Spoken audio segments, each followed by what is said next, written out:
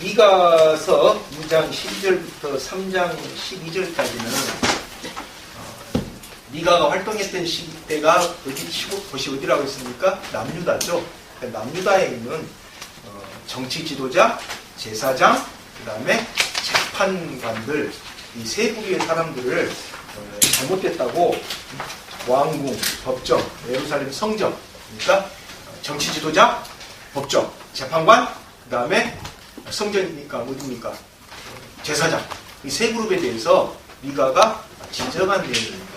근데 미가하고 동시대 활동했던 사람이 누구라고 했습니까? 이사야. 그래서 이사야를 보면은 어디예요? 주로 왕족이에요, 이 사람은. 그래서 왕을 왔다 갔다 했어요, 왕궁을.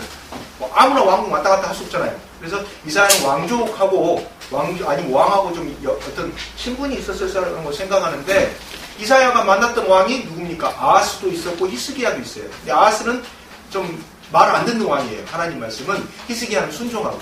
그래서 이사야의 메시지를 보면은 왕궁 내에 있는 사람들을 대상으로 한 메시지가 많습니다. 아하스나 히스기야 왕들이 그러면 안 된다. 그 다음에 국제정세를 이야기하면서 앞으로 국제정세가 이렇게 흘러갈 건데 이걸 갖다 내다보지 못하고 왜 그렇게 쫄고 있냐.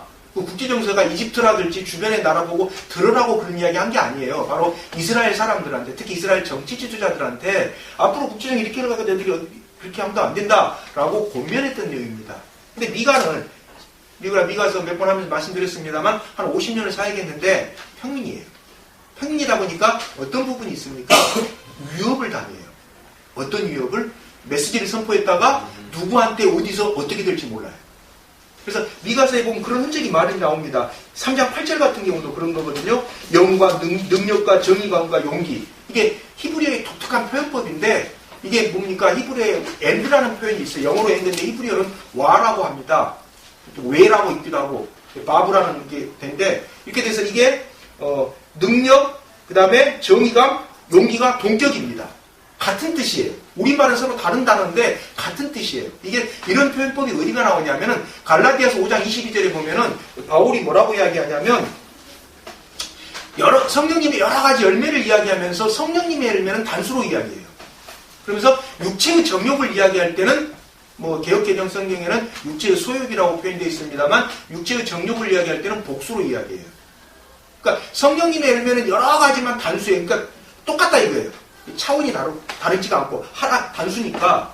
근데 육체의 소욕은 어떻습니까? 등급이 있다 이거예요. 서로 다르고 복잡하고. 그러니까 다르니까 어떻게 싸우고 뭐 난리가 되겠죠. 마찬가지로 여기에 나와 있는 것처럼 능력, 그 다음에 정의, 그 다음에 용기. 이게 우리말 표현법에서는 안 살아나는데 히브리어를 보면 동격이에요. 그래서 하나님의 영이 임해서 정의감이 생기는 것이 하나님의 능력이고 용기를 갖는 게 하나님의 능력입니다. 그리고 하나님의 능력은 뭘로 나타나야 돼요? 정의감하고 용기로 나타나야 돼요. 그 자꾸 능력이 무슨 뭐 병 고치는 것만 나타난다. 병 고치는 능력이 나타나면 저도 좋죠. 딱 앞에다 붙여놓고 뭐 기도 한 사람 해주는데 뭐 300만 원, 뭐 옛날에 300만 원 받았다 그러는데 몇 번 하면은 뭐 건물 하나 생기지 않겠어요? 근데 하나님이 왜 그러시는지 저한테는 그런 능력을 안 주셔가지고 이렇게 되는데 그래서 세 가지가 동격입니다. 이걸 통해서 우리가 볼 수 있는 게 뭡니까? 사람이 어떤 정의로운 마음을 갖고 정의로운 행동을 하려고 하고 어떤 정의에 대해서 용기를 내가지고 침묵은 세상을 바꾸지 못한다라고 말을 할 수 있는 것 자체가 뭐다라는 겁니까? 하나님의 능력이다라고 봤습니다. 누가? 미가가. 제가 그렇게 본 게 아니고요. 성경에 나오는 미가가 그렇게 봤어요. 그래서 미가의 구성 자체가 좀 독특한 게 심판 회복의 메시지가 한 3바퀴 정도 반복이 돼요. 그래서 2장까지는 뭡니까? 2장까지는 심판입니다. 3장까지는 심판이에요. 그 다음에 4장부터는 또 뭐가 납니까? 회복이 나타나요. 그래서 이게 한 3바퀴가 이렇게 미가서 내에서 이렇게 중복이 돌아가는데 이걸 갖다 놓고서 이제 사람들이 그래서 이게 아무래도 후대에 그러니까 선지자가 말씀을 선포하자마자 곧바로 기록한 게 아니라 후대에 이제 선지자의 말씀을 갖다가 쭉 정리해가지고 글로 쓰다 보니까 그런 일이 나타난 게 아니냐 이렇게 이제 주장하는 사람들이 있는데 정확한 걸 잘 몰라요. 왜 모르냐? 이사야 같은 경우는 왕궁을 왔다 갔다 했던 사람이기 때문에 글을 알았을 것이다 라고 저희들이 추정을 할 수가 있어요. 왕궁 왔다 갔다 하는 사람이 있으면 글을 모르진 않을 거 아니에요. 근데 미가 같은 경우는 평민이거든요. 평민이니까 과연 이 사람이 이 복잡한 히브리어를 알았을까? 아니면 선포만 해놓고 누가 썼을까? 그걸 알 수가 없어요. 그런 경우 어디가 있습니까? 베드로후서 보면 나오죠. 누가 씁니까? 베드로가 솔직히 말해서 어부다 보니까 헬라어를 몰라요. 말을 해주니까 누가 씁니까? 그래서 실루아노, 신라가 받아 쓰잖아요. 그래서 신라가 쓰면서 옆에서 지금 편지를 대필하고 있는 신라도 뭐 실루아노, 신라 이렇게 번역을 하는데 안부를 묻는다라는 문장이 나와요. 그러니까 베드로가 모르니까 또 그게 이제 그때 당시에 로마 왕들이 은연중에 상당히 무식합니다. 왜 무식하냐? 글을 못 읽어도 읽어주는 사람이 있어요. 옆에서. 그리고 편지를 보낼 때 로마 왕이 직접 안 써요. 그냥 불러줘요. 불러주면 옆에서 씁니다. 써가지고 로마 왕은 뭐만 찍습니까? 도장만 찍어요. 이거 내가 보낸 편지 맞다라고. 그래서 우리나라 뭐 왕들도 무식한 왕이 있긴 있는데 로마 왕들이 의외로 무식한 사람들이 많아요. 몰라요, 글자를. 맨날 옆에서 읽어주니까. 또 비슷한 사례가 어디서 일어났습니까? 러시아 때 일어났잖아요. 제정 러시아, 마지막 말기 러시아. 요즘 러시아 말고. 어떤 사건입니까? 이 왕궁을 중심으로 자르라고 하는 황제들은 무엇밖에 몰라요? 프랑스하고 라틴어밖에 몰라요.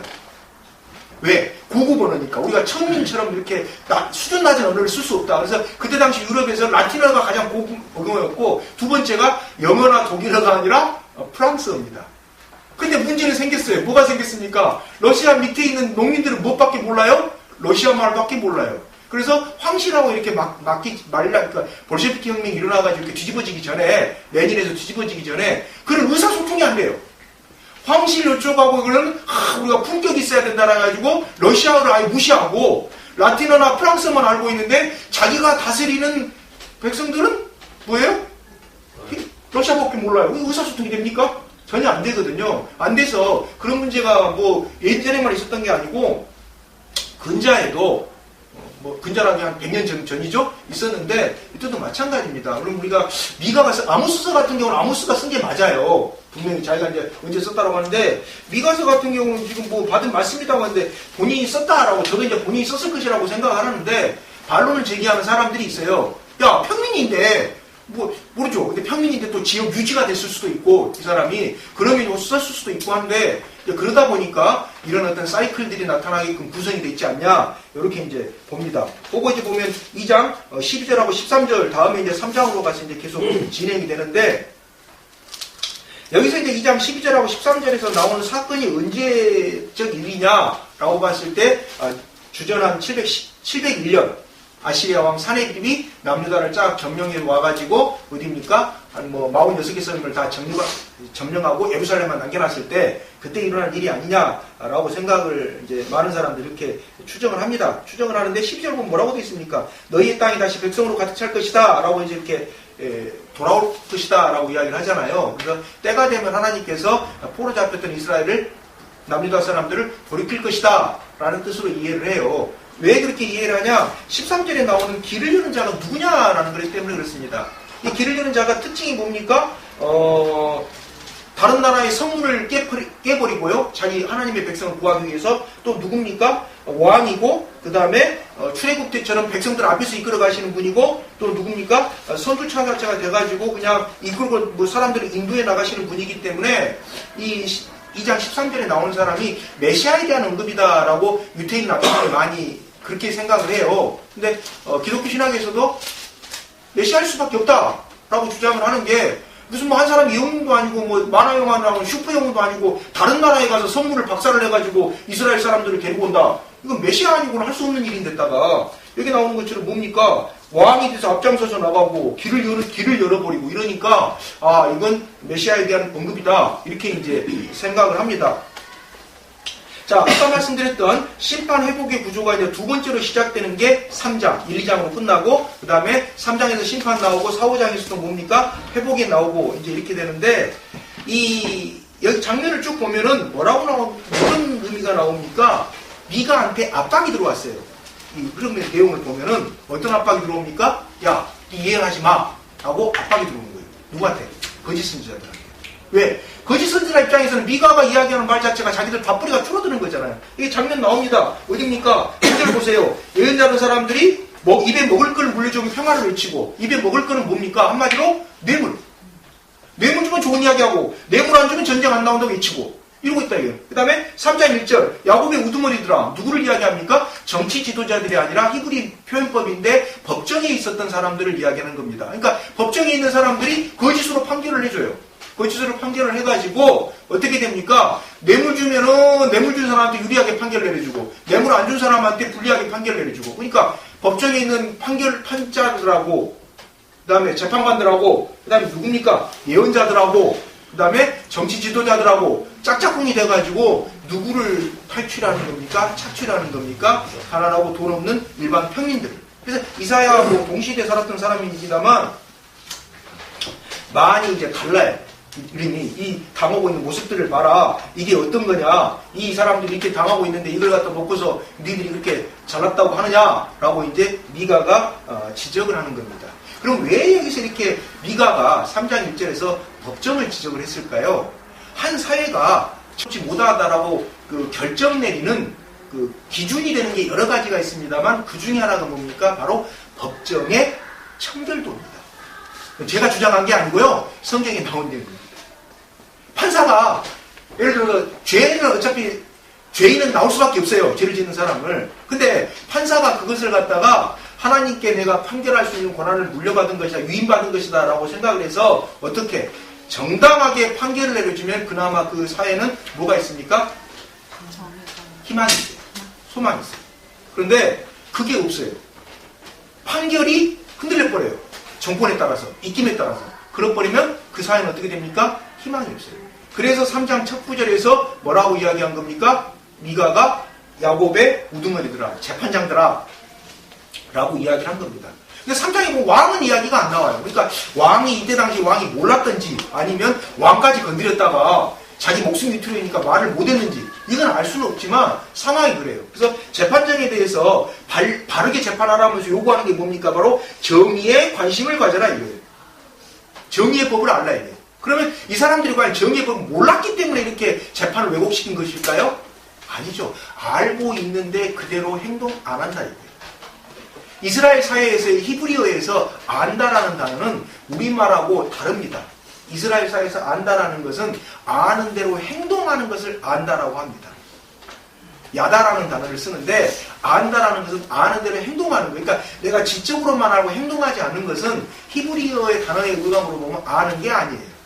더군다나 이 사람들이 이걸 어떻게 판결할까 이걸 어떻게 판결할까라고 고민할 이유가 있었습니까 없었습니까? 없었어요. 왜? 모세 율법에 웬만한 게 다 나와 있기 때문에 거기에 비춰가지고 요걸 이렇게 하면 되구나 요거 이렇게 하면 되는구나 라고 하면 되는데 그대로 안 해요. 그대로 안 하고 나온 것처럼 뭡니까? 이전에 나온 것처럼 선한 것을 미워하고 악한 것을 사랑한다. 그 다음에 내 백성을 산채로 가죽을 벗기고 뼈에서 따로 뜯는다. 뭡니까? 진짜로 이렇게 잡아먹었어요? 그게 아니고 인유, 그러니까 사람을 갖다가 식인종처럼 먹는 표현한 건데 이게 왜 이렇게 표현한 겁니까? 강조용법입니다. 이럴 정도로 잔인하게 잔혹스럽게 재판정에 있는 재판관들이 누구 편을 들었다 이거예요. 자기한테 뇌물 주는 사람들 말만 들었다 이거예요. 그죠? 정의라는 것은 뭐 간단해요. 진실이 그대로 행동에 옮겨지면 정의예요.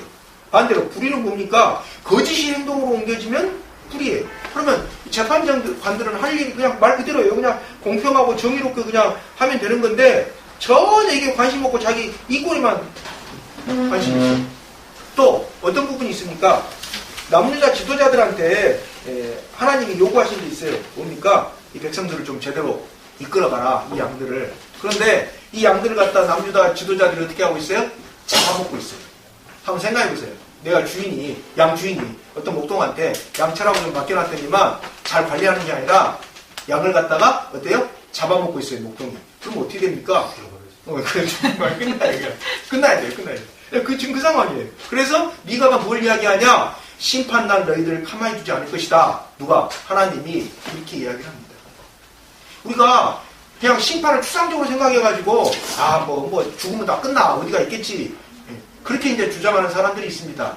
그거 완전히 거짓말입니다. 왜 거짓말이냐? 죽어봤어요? 죽어봐서 심판이 있는지 가서 확인해 봤어요? 아니잖아요. 아니에요. 그런 말을 함부로 하는 게 아니에요. 심판이 없다면 굳이 저도 이렇게 안 살아요. 심판이 없는데 뭐 이렇게 합니까? 그냥 다 사라지면 끝나는데. 그죠? 우리가 모르는 하나님의 심판이 있는데 그게 우리 눈에 다 보입니까? 안 보여요. 안 보이고 그 심판이 어떻게 나타나는지 잘 몰라요. 그 심판이 나에게 나타나는 경우도 있지만 내 후손에게 나타나는 경우도 있어요. 그건 내 마음이 아니에요. 내가 정할 수 있는 게 아니에요. 예를 들어서 우리 옛날에 보면 뭐라고 합니까? 그 집안은 부모가 잘했더니만 자식이 복을 받는다. 그건 알아요. 복이 부모가 잘하면 자식한테도 복이 전수되는구나. 이건 알아요, 사람들이. 그러면서 자기가 잘못한 게 자기 자식한테 넘어간다라는 생각은 안 해요. 왜 안 할까요? 그게 바로 거짓 선지자들의 가르침입니다. 미가에서는.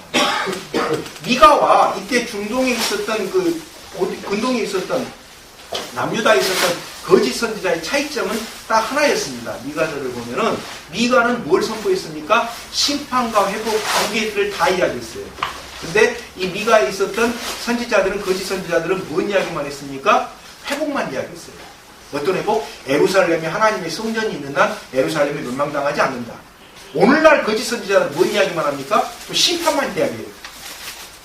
분명히 심판과 회복 두 가지인데 미가 때 있었던 거짓 선지자들은 회복만 이야기했고 예루살렘에 하나님의 성전이 있고 하나님 임재 있는데 무슨 예루살렘이 멸망당하냐 그럴 일 없다 이렇게 이야기를 했고 오늘날 사이비 교주들은 주로 못 가지고 겁을 줍니까? 심판만 가지고 겁을 줘요.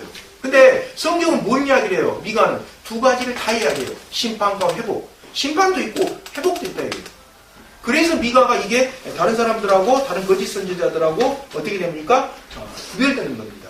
그래서 거짓 선지자한테 내린 법이 뭡니까? 4절에 나와 있습니다. 어떻게 돼요? 그들의 얼굴을 갖다 돌려버리고 그들의 기도를 들어주지 않으실 거다. 안 들어준다, 이 기도를 갖다가. 히브리어에서 또 성경에서 하나님께서 그 사람에게 얼굴을 돌린다라는 말은 무슨 뜻입니까? 그의 기도를 들어준다라는 말입니다. 그래서 아까 우리 민수기 읽었잖아요. 얼굴을 갖다 내한테 들린다. 자, 보세요. 하나님 이렇게 빤히 쳐다보고 계시는데 사탄이 그 사람한테 함부로 할 수 있겠어요? 불가능해요. 하나님 빤히 쳐다보고 있는데 사탄이 무슨 하나님보다 더 세요? 쉽게 말해서 하나님보다 자기가 파워가 더 셉니까? 하나님 뻔히 쳐다보고 있는데 갖다 함부로 하게? 못하잖아요. 예를 들어서 욥기 보면 어떻습니까? 하나님이 욥 빤히 쳐다보고 있으니까 사탄이 뭐라고 그래요? 허락을 받은 다음에 욥을 갖다가 괴롭히러 가잖아요. 그러니까 하나님이 뭐라고 그래요? 어디까지만 하고 어디까지 하지 말라고 딱 경계를 정해주잖아요. 그죠? 마찬가지입니다. 하나님 빤히 쳐다보고 있으니까 욥을 어떻게 함부로 해보려고 하는데 안 돼요. 안 되니까 물어봐요. 제가 어디까지 할까요? 어디까지만 해요? 그건 안 돼. 그 나머지는 내 거야. 하나님께 내 주권이 하지 마. 이렇게 못하잖아요. 마찬가지입니다.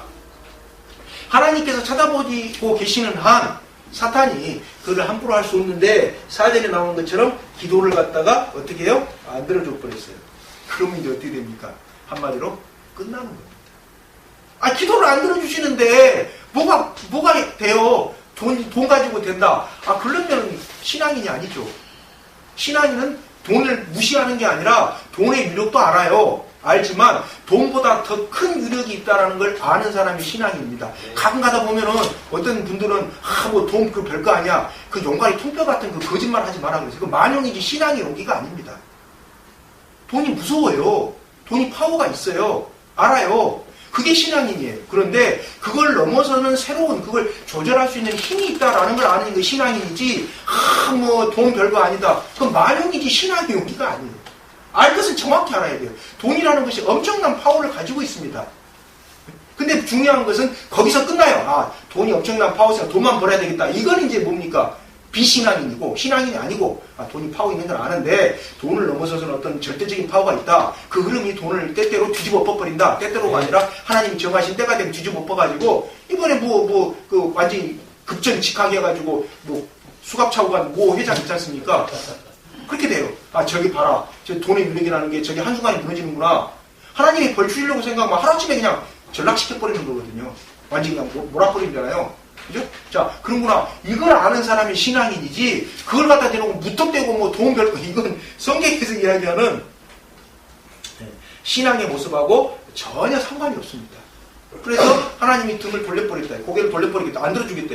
안 들어주니까 어떻게 됩니까? 왜 안 들어줍니까? 5절에 나온 것처럼 이런 짓 하고 있으니까 6절에 나온 것처럼 너희 날이 끝났다. 이게 육절에 나온 예언자들은 누구를 이야기합니까? 거짓 예언자들을 이야기합니다. 거짓 예언자들이 그동안 어땠어요? 환상을 보고 예언을 보면서 이제 자기 마음대로 해석해가지고 사람들을 막 현혹시키고 있었는데 이것마저도 하나님이 아예 커트를 시키겠다 이게요. 왜?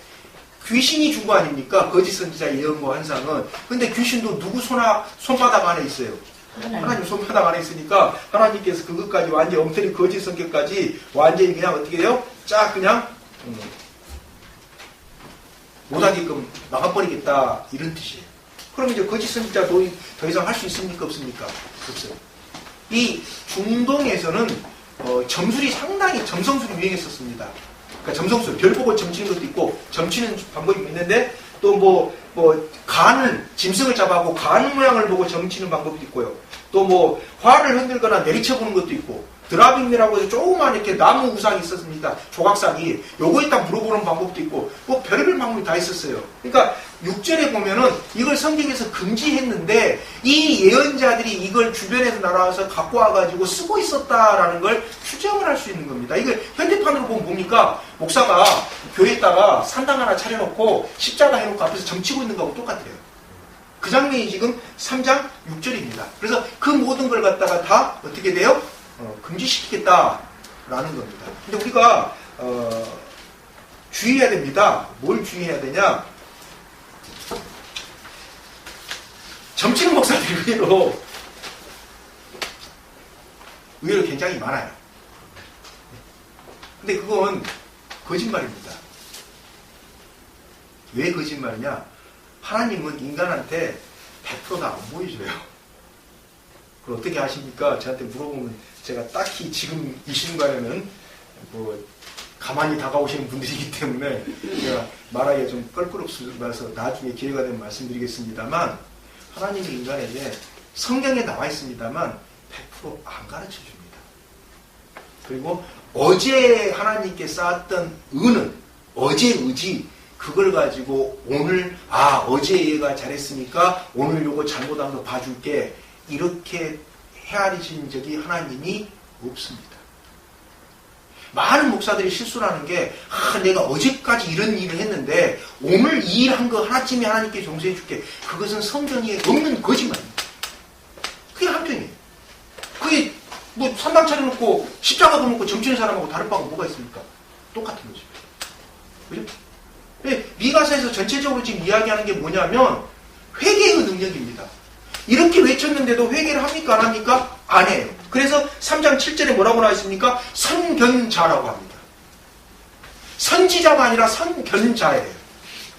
이에 따라서 해석이 좀 다릅니다. 어떠냐? 이게 선견자라는 말이 히브리어로 호제라는데 원래 선지자는 나비예요. 히브리어로. 날아다니는 버터플라이 나비가 아니고 히브리어는 나비예요. 왜 나비라고 안 하고 호제라고 했냐? 어떤 사람들은 남유다에서는 그냥 선지자를 호제라고 불렀다. 이렇게 주장하는 사람도 있고 두 가지 이론이 있습니다. 아니다. 이것은 자기하고 차별화시키기 위해서. 자기는 나비고 미가는 나비고 왕궁에서 거짓 이어져준 사람은 뭐예요? 호제다 이게요. 나하고 네가 또 급이 달라. 이렇게 이야기한 것이다. 이렇게 이야기하는 사람도 있어요. 둘 다 아직까지 결론이 안 났어요. 왜? 호제라고 하는 경우가 없으니까. 구약성경 전체에서 선지자들은 나비라고 했었지 호제라고 한 적이 없어요.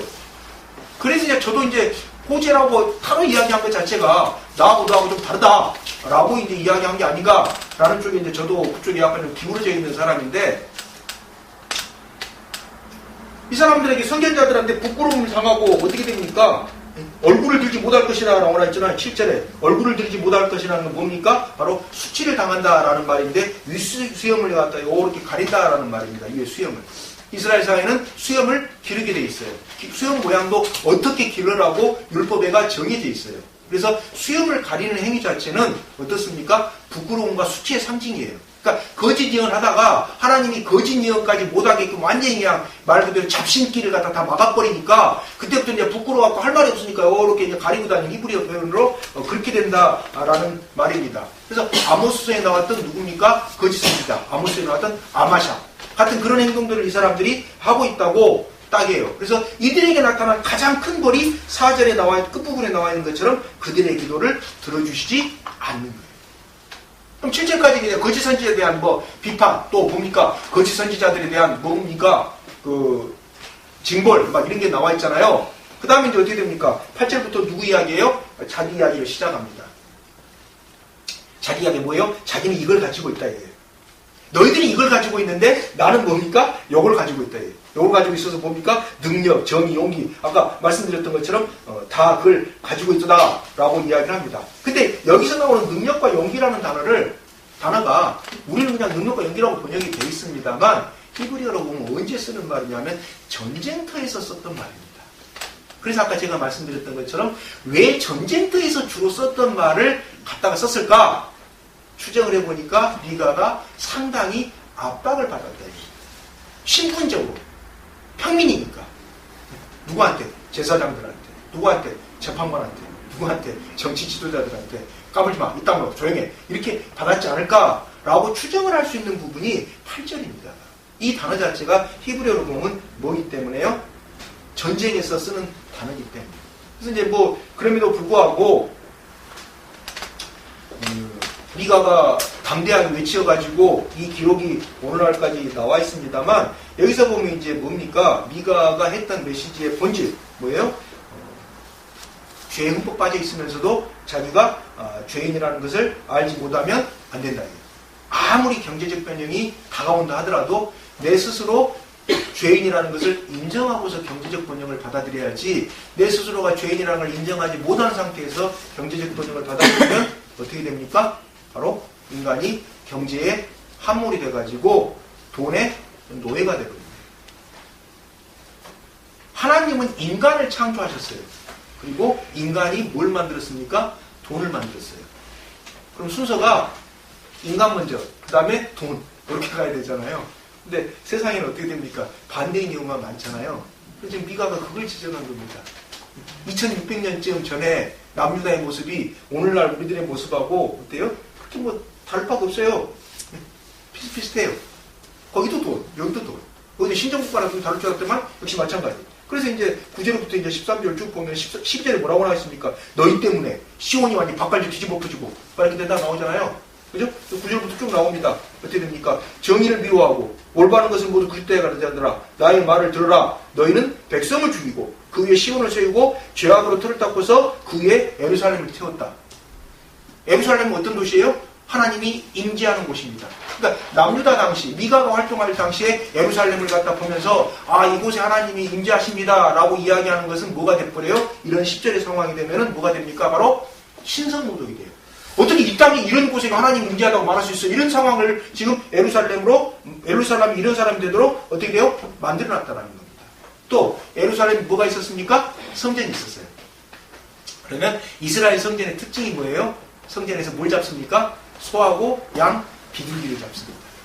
소나 양은 각을 뜨지만 비둘기는 작기 때문에 각을 안 뜨고 불에 태울 때 모가지만 비틀어요. 그냥 도는무산. 근데 이제 어떻게 됩니까? 그러다 보니까 뭐가 흘러내려요? 늘 성전 앞마당에는 뭐가 있어요? 피냄새가 나요. 그 다음에 지성소에 1년에 한 번씩 들어가가지고 성소 말고 지성소 뭘 뿌립니까? 우슬초로 피를 뿌리죠. 우슬초로 이렇게 빨대 같은 생긴 갈대에 비슷한 게 피를 뿌리죠. 자, 피냄새가 있어요. 동물의 피냄새예요. 근데 지금 이 미가가 이야기하는 것은 11절까지 이야기하는 걸 보면 어떻습니까? 바로 짐승의 피가 아니고 누구 피가 차고 넘치는 겁니까? 이스라엘 백성. 다시 말 정확히 얘기하면 남유다 백성들. 누가 짜낸? 정치 지도자, 그 다음에 종교 지도자, 그 다음에 뭡니까? 거짓 선지자들이 짜낸 백성의 피가 차고 넘치고 있는 곳이 10절, 11절을 보면 어디입니까? 바로 예루살렘이에요. 예루살렘한테 갖다 대놓고 그냥 위대한 성읍이요 이렇게 이야기해버리면 완전히 신성모독이에요. 그래서 뭐라고 나옵니까? 11절 이 도성의 지도자들은 뇌물을 받고야 다스리고 제사장들은 싹을 받고야 율법을 가르치며 예언자들은 돈을 받고서야 계시를 밝힌다. 그러면서 이런 자들은 하나같이 뭐라고 합니까? 주님께서 자기들과 함께 계신다고 큰 소리를 친다. 거짓 주장입니다. 그럼 뭐라고 합니까? 주님께서 우리와 함께 계시니 우리에게 장애를 다치지 않는다 라고 말합니다. 아까 성경 공부하면서도 말씀드렸습니다만 사이비들의 특징 중에 하나가 여러 개 있습니다만 특징 중에 하나 뭡니까? 말씀을 핑계 삼아서 윤리를 파괴시킵니다. 말씀을 핑계 삼아서. 예를 들어서 교주라는 사람들이 왜 그렇게 거짓말을 잘하는지 모르겠어요. 저도 최근에 겪은 일입니다만 30대 초반밖에 안 되는 여자애가 어떻게 이렇게 거짓말을 잘하는지 좀 도무지 이해가 안 되더라고요. 결국 검사가 보고서 이거 자체가 상해가 입었다는 이렇게 의심된다라고 판결을 내고 끝내버리더라고요. 다행히 영상이 있어가지고. 거기서 뭘 그렇게 배웠는지 말도 안 되게 무슨 카메라 기자가 무슨 삼각대로 자기를 유혹했다는 안 나오는데 뭘 배웠냐. 그죠? 윤리를 갖다 파괴하는 것은 성경에서 맞지가 않습니다. 말씀은 윤리를 지키기 위한 것이지 지켜져야 될 최후의 보리를 지키기 위해서 말씀이 주어지는 건데 그걸 우리 선생이 우리 교주가 우리 지도자가 그걸 받아왔으니까 이런 윤리를 안 지켜도 된다. 이렇게 돼버리면 뭡니까? 바로 하나님을 상품으로 만들어가지고 파는 사회가 돼버립니다.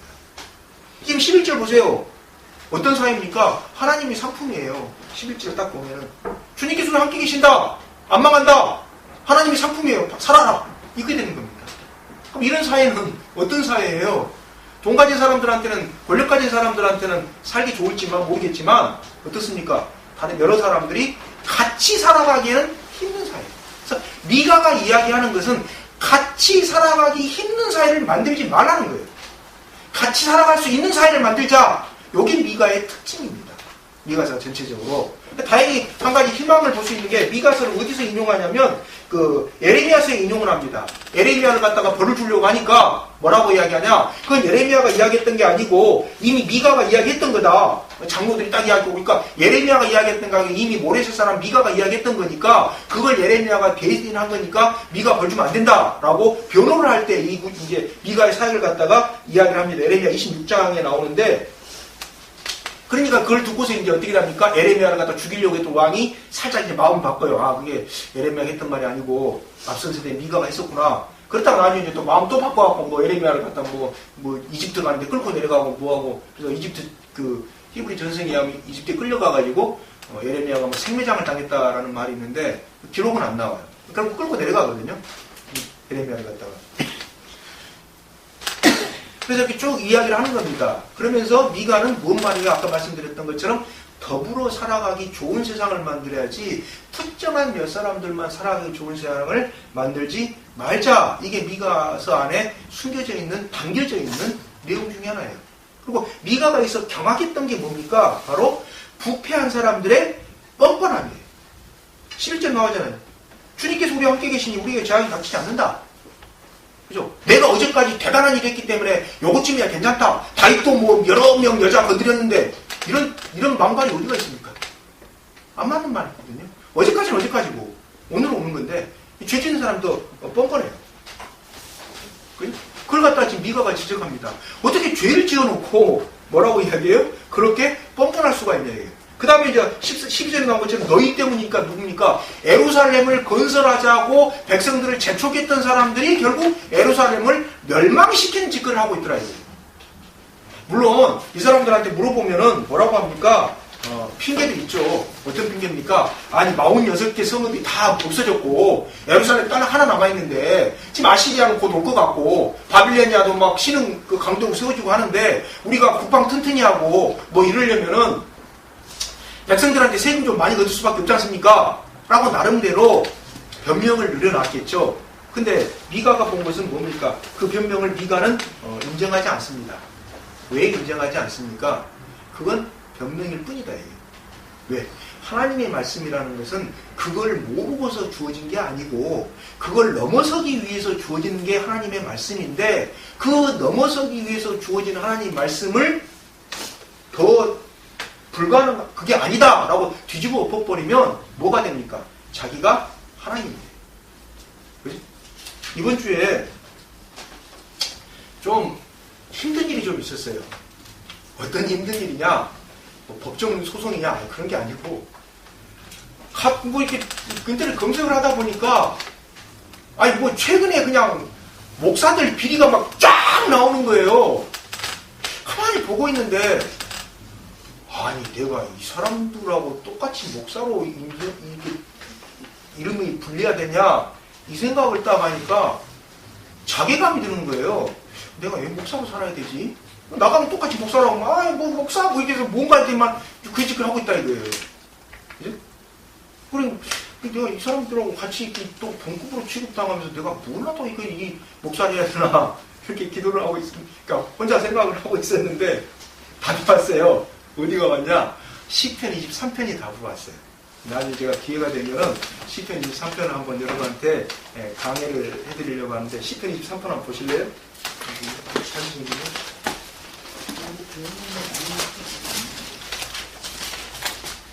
신약 구약성경 816쪽입니다. 큰 글자 성경 816쪽이고 작은 글자 성경은 몇 절인지 모르겠네요. 6절까지밖에 없으니까 한번 교독해 볼까요? 큰 글자 성경 816쪽. 찾으셨어요? 네, 한번 교독해 볼게요. 제가 먼저 읽겠습니다. 네, 816입니다. 주님은 나의 목자시니 내게 부족함이 없어라. 나를 푸른 풀밭에 누우시며 쉴만한 물가로 인도하신다. 나에게 다시 새 힘을 주시고 당신의 이름을 위하여 바른 길로 나를 인도하신다. 내가 비록 죽음의 길을 붙들리고 다닐지라도 주님께서 나와 함께 계시고 주님의 낙대와 지팡이로 나를 보살펴 주시니 내게는 두려움이 없습니다. 주님께서는 내 원수들이 보는 앞에서 내게 잔치상을 차려주시고 내 머리에 기름을 부으시어 나를 귀한 손님으로 맞아주시니 내 잔이 넘칩니다. 진실로 주님의 선하심과 인자심이 내가 사는 날 동안 나를 따르니 나는 주님의 집으로 돌아가 영원히 그곳에서 살겠습니다. 아멘. 이게 이제 이번 주에 제가 의기소침해갖고 있는데 저한테 주신 답이에요. 아, 나는 그냥 나 나름대로 하나님 앞에서 부끄럽지 않게 살아가려고 노력해야 되겠구나. 그죠? 목사가 뭐 다른 사람 모르겠어요. 저는 신부는 아니기 때문에 로마 카톨릭은 잘 모르겠고요. 목사가 자기 교인들 앞에서는 부끄러운 행동을 하면 안 됩니다. 자기 와이프나 여자 목사도 있으니까 자기 남편 앞에서는 그건 잘 안 되더라고요. 와이프 앞에서 부끄러운 행동 안 하려는데 잘 안 돼요. 안 되고 최소한 자기 자식은 2세니까 그렇잖아요? 2세 자식은 포함이 돼요. 자식이나 자기 자식이나 그 다음에 자기 공동체 교우들 앞에서는 목사가 부끄러운 행동을 하면 안 됩니다. 그것이 뭡니까? 성경의 가르침입니다. 그게 뭡니까? 8절에 3장 8절에 나왔던 것처럼 미가가 꿈꾸었던 남미가의 모습이에요. 자기한테는 그게 있다 이거예요. 뭐가? 능력이 있고 용기가 있고 뭐가 있어요? 정의감이 있다 이거 하나라도 빠뜨리면 안 돼요. 같이 가는 거거든요. 자꾸 뭐 미가를 갖다 뒷부분에 나오는 뭐 6장에 나오는 것처럼 하나님 앞에서 뭐 제대로 된 예배대로 요 구절만 읽으면 안 돼요. 미가 전체적인 흐름에서는 그건 일부분이에요. 미가가 꿈꿨던 세상이 있어요. 어떤 세상입니까? 더불어 같이 가는 세상이에요. 이사야하고 참 많이 달라요. 이사야는 방대해요. 우주적이에요. 막 그럼 우주를 갖다 어떻게 하고 막 대단해요. 근데 저같이 속물은 우주 대단한 거 알겠는데 그냥 같이 어울려 사는 게 더 좋아요. 남북통이 될 거죠. 분명히 언젠가는 될 거예요. 왜? 된다고 저보고 아나도교회 해라고 했으니까 누가? 하나님이. 준비해래요. 어떻게 준비합니까? 그냥 니네 예배 드리고 있으면 그게 준비래요. 그러니까 언젠가는 될 거라고 저는 믿어요. 왜? 하나님이 이렇게 응답을 주셨으니까. 어떻게 되는지는 모르겠지만 분명히 우리 후손들은 우리보다 더 나은 환경에서 한반도가 평화의 분위기를 젖은 상태에서 살아갈 겁니다. 왜? 그게 우리 교회가 존재하는 이유거든요. 우리 교회 설립 목적이 2개 아닙니까? 남북한 평화 공동체 만드는 거. 그 다음에 뭡니까? 기독교 상담. 이거 우리 교회 설립 목적이잖아요. 그죠? 그럼 바뀐 적이 없어요. 왜? 그럼 바꾸려면 제가 뭐하고 삽니까? 그냥 학원 강사나 하지. 그죠? 어떻게 이루어질지는 모르지만 일단 우리도 같이 남북의 평화를 위해서 기도하고 우리 후손들한테 지금과 다른 한반도를 물려주기려고 기도하는 공동체를 만들어야 해서 같이 예배를 드리는 거 아닙니까? 그죠? 그게 우리 교회 설립 목적이고 지금도 우리가 계속 꿈꾸는 거예요. 근데 미가를 보면 그런 모습이 그대로 드러나요. 더불어 같이 살아가는 공동체. 막 이사야처럼 뭐 이집트가 어떻게 될 거고 바빌론이 어떻게 될 거고 뭐 갈대아가 어떻게 될 거고 뭐 이런 이야기가 아니에요. 너무나 일상 속에 평범한 이야기인데 이 속에 뭐가 담겨 있습니까? 꿈이 담겨 있어요.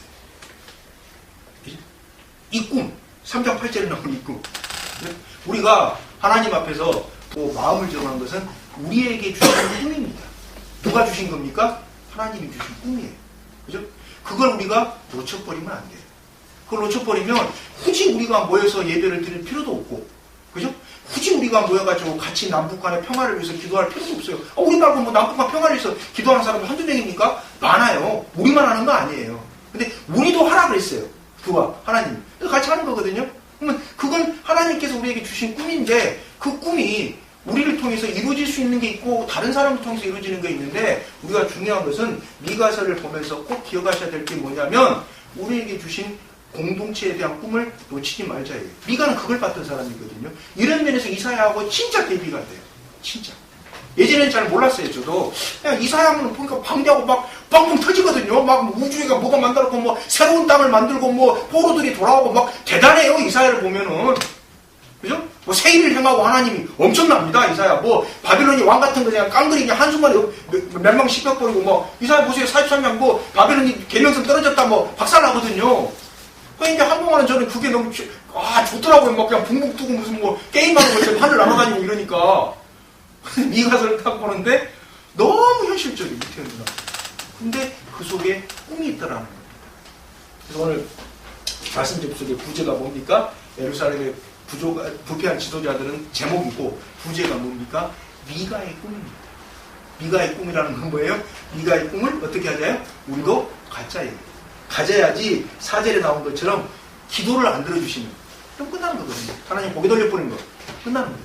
그죠? 그렇지 않게 우리가 살아갈 수가 있습니다. 그리고 저는 믿습니다. 뭘 믿느냐면은 우리를 갖다가 하나님께서 이끌어가고 계신다는 걸 저는 믿어요. 왜 믿냐? 그냥 오다 보니까 아무리 이건 도저히 헤아려 봐도 이건 인간의 힘으로 된 게 아니더라고요. 이게 아무리 보니까 하나님이 이렇게 이끌어가시구나 라고 믿게 됐어요. 믿게 됐는데 믿은 다음에 우리가 해야 될 일이 있습니다. 뭡니까? 믿는 사람답게 살아가는 겁니다. 믿는 사람.